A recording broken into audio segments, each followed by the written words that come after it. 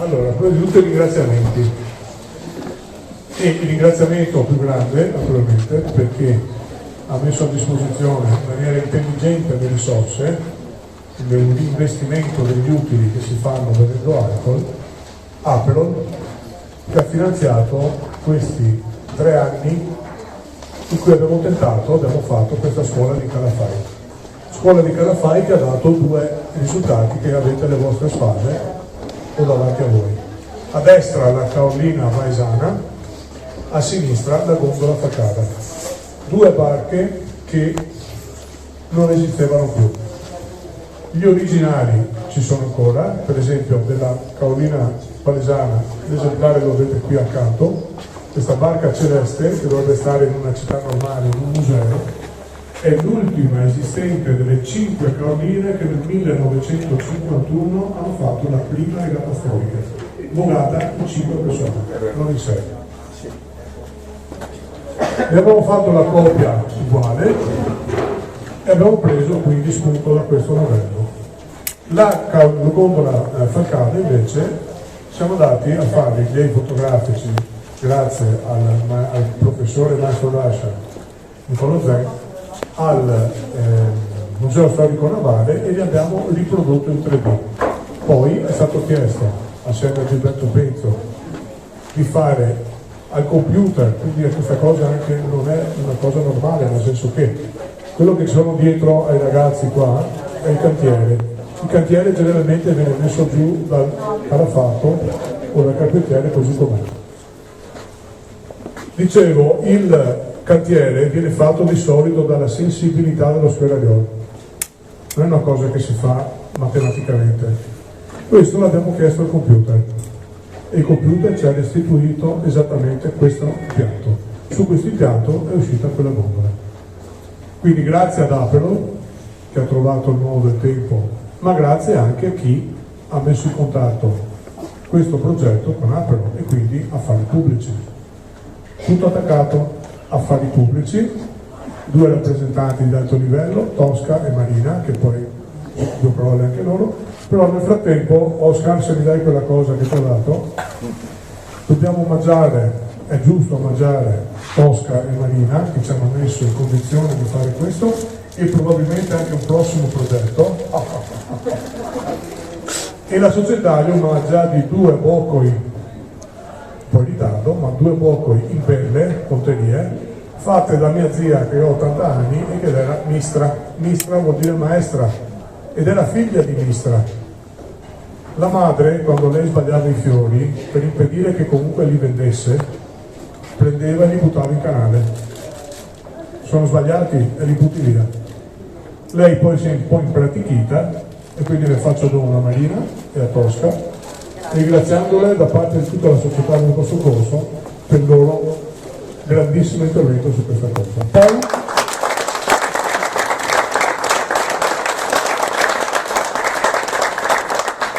ecco, per il prossimo progetto faremo fare una stella di Natale che non esisteva ai tempi in cui la mia nonna faceva il pilarese anche mia zia.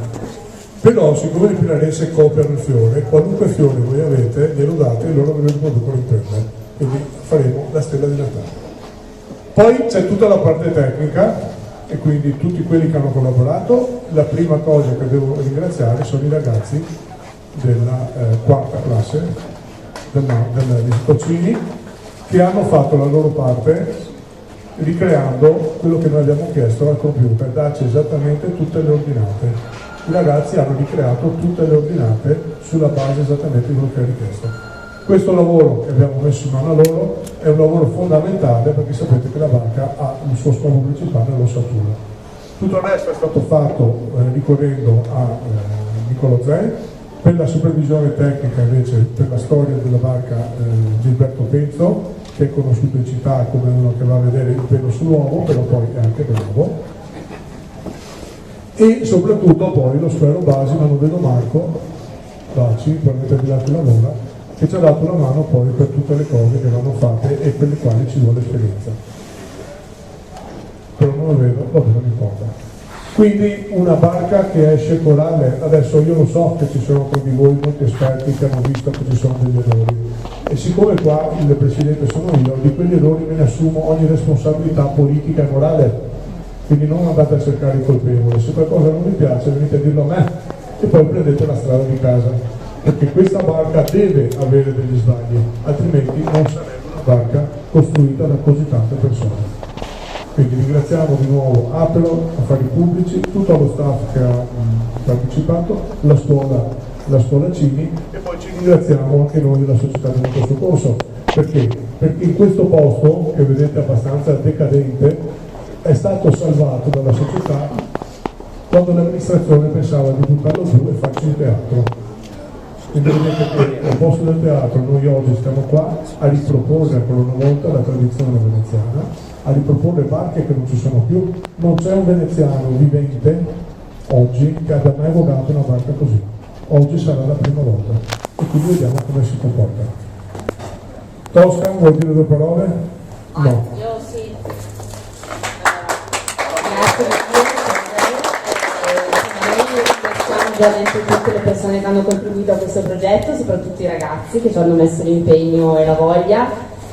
Quando insomma 2 o 3 anni fa abbiamo capito che c'era questa possibilità, per noi è stato magico e abbiamo subito chiamato Apero per insomma spiegargli cosa avevamo trovato, questo square Cesare del progetto e è stato diciamo amore a prima vista, quindi siamo contenti oggi di essere qua e vi ringraziamo tutti appunto per lo sforzo e pensiamo che dai ci saranno anche altri progetti, quindi ci impegniamo da subito per questo. Grazie Tosca, grazie Marina. Adesso Nicola Zen che ha curato con i ragazzi tutta la parte di sviluppo del 3D e poi anche della realizzazione di una parte di questa barca. Prego. Allora io in questi anni mi sono abituato a urlare perché mi sono abituato a urlare perché a scuola i ragazzi non mi ascoltano, si fanno gli affari loro e mi tocca sgolarmi. Allora potrei rinunciare a questo microfono che ogni tanto non funziona e parlare ad alta voce, mi sentite? Posso? Come no?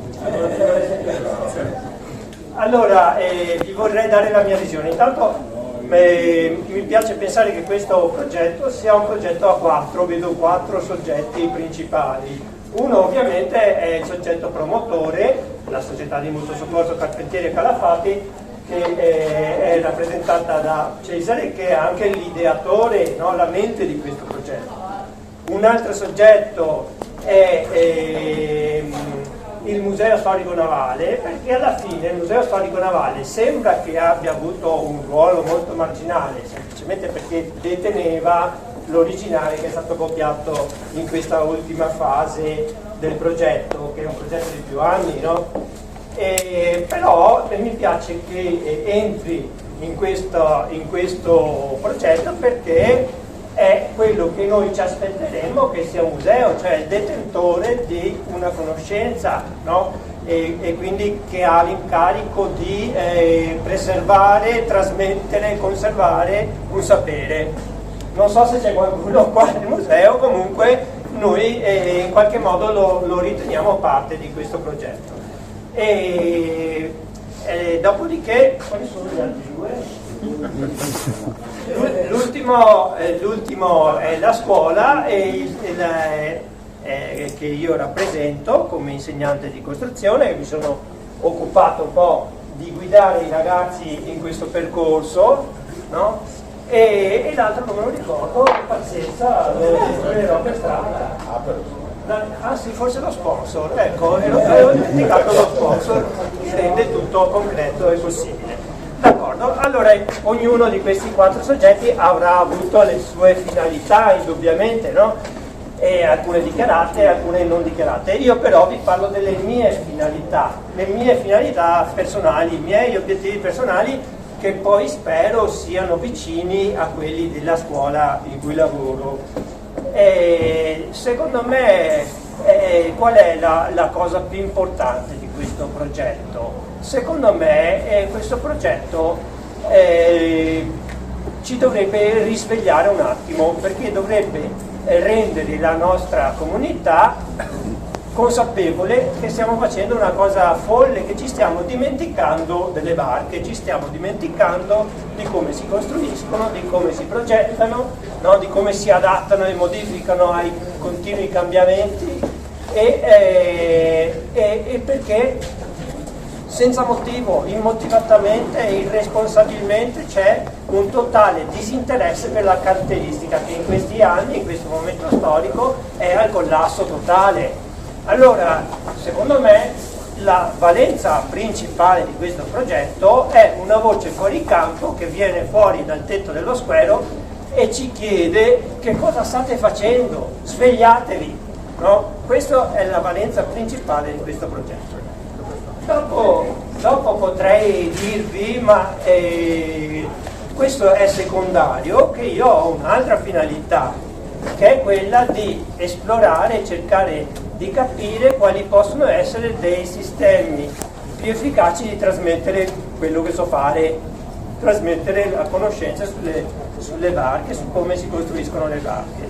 Allora, da questo punto di vista, per me non ha nessuna importanza se riesco a fare una cosa, se riesco a costruire un pezzo o non ci riesco a scuola, in classe, perché in entrambi i casi per me è una vittoria, perché ho capito dove sta l'errore, per esempio, no? Ho capito cosa non devo rifare, che cosa devo modificare nel mio insegnamento. Quindi a livello di ricerca dell'insegnamento per me questo progetto è importantissimo ed è per questo quindi che ho aderito con entusiasmo e ho partecipato attivamente.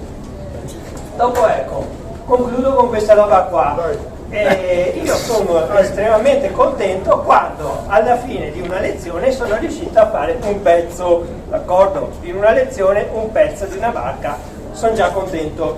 Vi dico, è in media, perché molte lezioni non c'è realmente lezione. Ieri, che so, siamo andati a vedere il piccolo museo della laguna Pellestrina, quindi non c'era lezione, quindi alcuni giorni non si fa niente, altre volte si fanno 2 o 3 pezzi. Diciamo che una media di un pezzo al giorno, sono contento. Allora oggi ho contato quante lezioni abbiamo fatto dall'inizio della costruzione della barca a metà novembre. 58 lezioni, d'accordo? 58 lezioni.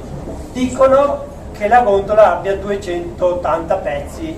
Adesso vi invito a vedere se anche questo tipo particolare di gondola ne ha 280. Però va da sé che se non avessimo avuto il validissimo aiuto dei carpentieri della società di mutuo soccorso Carpentieri e Calafati, che ci ospita adesso in questo squero, e questa gondola sarebbe stata pronta fra 5 anni, giusto? Ecco.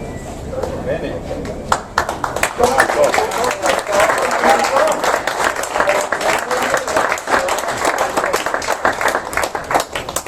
Marco, con questo quindi concludo il mio episodio scorso. Grazie Zen. E passo la parola. Adesso 2 parole a Gilberto Fenzo, che è il curatore scientifico per tutta la ricerca storica. Se avete in mano il libretto, se non l'avete prendetelo, è un anticipo del libretto che faremo un po' più ampio, dove racconteremo la storia della barca che appunto oggi è nata. Allora, grazie a tutti quelli che hanno partecipato a questa impresa. Volevo dire solo 2 parole come nasce una replica storica. La replica storica non è un atto di fantasia, cioè a Mime Barci, gente che costruisce l'Arca di Noè per esempio, va benissimo. Fare una replica storica vuol dire partire da una documentazione. Come vedrete qui abbiamo fatto una grande sintesi nel libretto. Si parte da tutte le fonti, che sono fonti fotografiche, documentarie, storiche. Questa era la barca del genio lagunare che veniva usata durante fine 800 e inizi del 900 per portare 4 ufficiali. C'è una pubblicazione del Museo della Guerra del genio lagunare che spiega come loro utilizzavano tutte le nostre imbarcazioni, peate, sandoli, caorline, batee, acqua de gambero, barchette, e questa viene definita barchetta a coa de gambaro, dopo il nome gondola falcata, la data al direttore del museo, per trasportare truppe ufficiali, sottufficiali e anche animali. C'è una barca qua in laguna che trasportava i cavalli, per esempio, perché quella volta ci si muoveva a cavalli. Quindi quando vedete le vecchie foto ottocentesche della Darsena di San Giorgio, vedrete tutta la flottiglia di imbarcazioni veneziane, più tardi hanno usato anche i vaporetti, per trasportare le nostre truppe anche fino alla prima guerra mondiale sul Piave. Per cui, come dicevo, per fare una replica storica bisogna partire da una documentazione ferrea, altrimenti rischiamo di inventare, non di fare una replica storica. E quindi, grazie a Nicolò che ha rilevato lo scafo originale, alla nostra ricerca, ai maestri d'Asia che l'hanno fatta, mi sembra che la catena di competenze sia arrivata a buon fine. Grazie. Naturalmente Marco bisogna nuovo e anche Igor. Marco e anche Igor.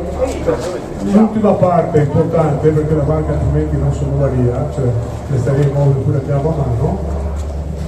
Folcoeri e le Meri, quindi Paolo alza la mano per dirlo e lo folcolaio Marco.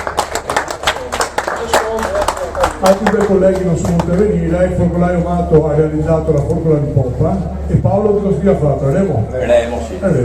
Quindi abbiamo due rappresentanti di Remo e forcola. Oltretutto due strutture perché anche Remo in sé non è facile, non è fatto semplicemente, e la forcola che ha fatto il focolaio Mato, questo nome strano, che ha due naselli perché appunto la ricerca storica ci dice che questo tipo di barca veniva volata in questa maniera.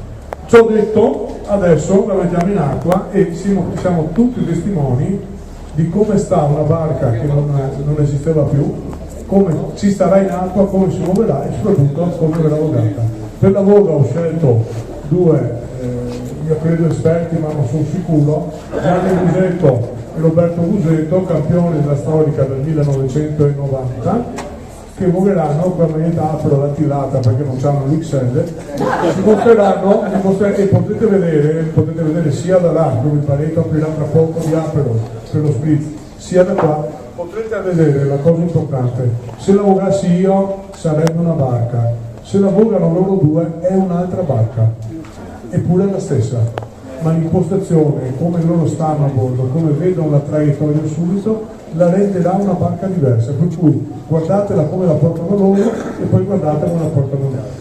Generalmente quindi la competenza che si innalza quando si fa lavorare è che loro la barca gli fanno fare quello che vogliono, generalmente invece la barca fa quello che vuole perché noi siamo ancora tecnicamente impreparati. Arrivare al loro livello vuol dire fare, è come programmare un computer. Se usate il computer lo usa voi, se lo programmate fate fare il computer quello che volete voi. Quindi diamo via al varo, portatevi da sotto, e poi